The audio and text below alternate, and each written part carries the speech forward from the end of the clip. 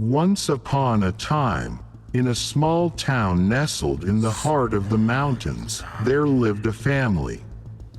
They were happy and content with their simple life, until one day, strange things began to happen.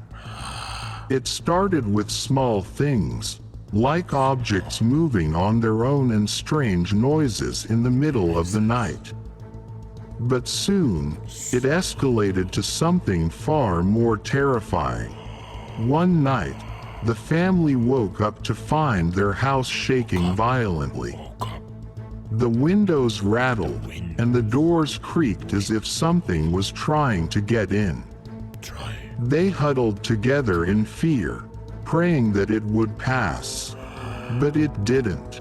The shaking continued for hours, and they could hear strange whispers in the darkness. They knew that they were not alone. As the night wore on, the whispers grew louder, and they could make out words.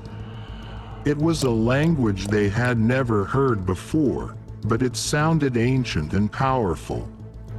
Suddenly, the shaking stopped, and there was an eerie silence. The family cautiously opened the door and stepped outside.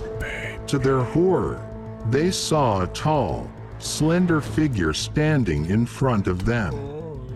It was the tall, slender creature they had heard stories about. Its eyes were black as coal, and its skin was as white as snow. It had no mouth, but they could hear its voice in their heads. The creature spoke to them in a language they couldn't understand, but they knew that it was not friendly. It wanted something from them, something they couldn't give. The family tried to run, but the creature was too fast. It chased after them, its long limbs propelling it forward with ease. They could hear its eerie laughter echoing through the mountains. They ran for what felt like hours until they stumbled upon an old cabin.